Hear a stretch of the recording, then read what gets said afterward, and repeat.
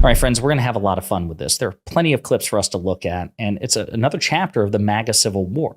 Marjorie Taylor Greene seems to have finally united a huge swath of the Republican Party and their allies against her. She's been inordinately influential due to her proximity to Donald Trump. She was pretty close with Kevin McCarthy when he was the Republican Speaker of the House. But as we've talked about, she's been the nemesis of Republican Speaker Mike Johnson, who's basically in the same position McCarthy was, right? The math hasn't changed. If anything, it's gotten worse for Johnson than it even was for McCarthy. And Mike Johnson, we're going to start with this clip first. He took it on the chin, mostly because he's kind of a spineless coward and, he doesn't really have the leverage to infuriate somebody as crazy as Marjorie Taylor Greene. But in his own dad kind of way, he gives off this like super Christian dad kind of way. He threw shade at Marjorie Taylor Greene during a recent interview on the Fox Propaganda Network. We don't have a functioning majority. When you can only lose one vote, if one person has a different idea, we don't. So it's like a coalition government? No, we're trying to prevent that. We're trying to keep the Republicans working together, and we've gotten better policy, better process, and we're getting things done. But it's very difficult when very individualistic, individual-minded Republicans don't want to move together as a bloc. So we're moving. Is that Marjorie Taylor Greene? I'm not going to name any names, Jesse. You know who they are. You have nightmares about her? No, I don't. I don't think about her at all. You don't think about her at all? Wow, I thought you guys were friends. That's what Mike Johnson said recently. I mean, within the past couple of weeks, Marjorie's a friend. I tried to text her. Seems that the friendship is truly corroding, right? And obviously, again, it's pretty low-key sass from Mike Johnson, but given Mike Johnson's background, my God, the guy has an app in which he and his son monitor each other's porn intake, right? So what he just said there on the Fox Propaganda Network is the equivalent of giving Marge the finger. But he's not alone. Republican senators, Republicans in the other chamber who don't have to deal with her directly, they're also getting infuriated and fed up with her antics. I think she's uninformed. She is a total waste of time. She is a horrible leader. She is dragging our brand down. She, not the Democrats, are the biggest risk to us getting back to a majority. He's not wrong, right? Marjorie Taylor Greene is a living monument. She's a golem of the Republican Party's inability to govern or seriously legislate or do anything meaningful or important.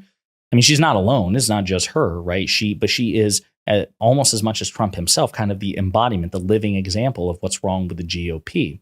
And again, Tom Tillis is fed up, but it's not just Tom Tillis. What do you make of people like Marjorie Taylor Greene going after Mike Johnson, trying to push him out for the speakership because of this decision? There's some folks who try and get themselves as many tweets, as many followers as they can, a lot of sound and fury signifying nothing.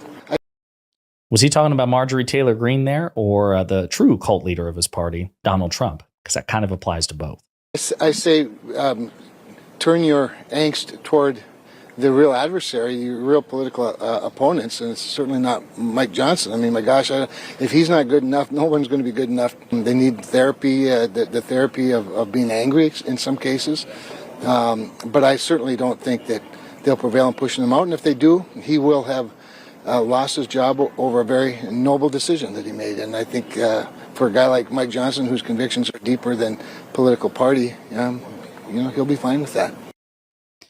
So obviously he's doing, Kramer there is doing a lot of sanitation of Mike Johnson, right? Mike Johnson delayed and dithered for 6 months on funding Ukraine's resistance against Russia. Okay, he's, again, as Democrats have pointed out, he doesn't and shouldn't get an award for doing the right thing and doing the right thing 6 months later, right?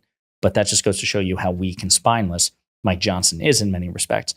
But it's not just Republican senators, it's not just Mike Johnson. It's also, right-wing media. The Washington Post put out a really good analysis called "The Right Starts to Reckon with Its Marjorie Taylor Greene Problem." And we're not going to read the whole thing, but to briefly secure the job of House Speaker 15 months ago, Kevin McCarthy made concessions that cost him that job and continue to cost the GOP. McCarthy made it so that one member could force a vote to oust a speaker, right? That's the motion to vacate. And he gave the hard right significant power on a rules committee that now gums up the works for leadership. There might have been plenty more included in this bargain. The full scale of it was, for some reason, kept secret. High on that list is a more informal concession McCarthy made, legitimizing Marjorie Taylor Greene. McCarthy did so in the name of trying to wrangle the conspiratorial right she effectively leads. Increasingly, the right is starting to reckon with the predictable drawbacks of that, and they go into example, which we just played. But Greene's fights against Johnson and Ukraine aid, among other issues, such as banning TikTok, have also earned her increasing criticism from right-wing media. So we showed this one during a recent video. This is an op-ed on the Fox Propaganda Network. Marjorie Taylor Greene is an idiot. She is trying to wreck the GOP. That's from Liz Peek on the Fox Propaganda Network. Niet, New York Post trolls Moscow Marjorie Taylor Greene in Russian. Niet being Russian for no. The Wall Street Journal, which is also a right-wing publication, like the New York Post.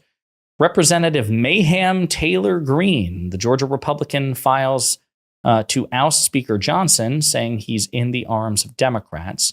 And then even Newsmax, of all places, opinion. Who put Marjorie Taylor Greene in charge? Well, yeah, you all did. You all aided and abetted and empowered her. You tried to use her the stupid way you tried to use Donald Trump, and look what it got you. Because if Republicans had any principles whatsoever, if elected Republicans had principles, if they really genuinely were conservative, they would have ousted and ostracized Marjorie Taylor Greene from the get-go rather than legitimize and try to use her.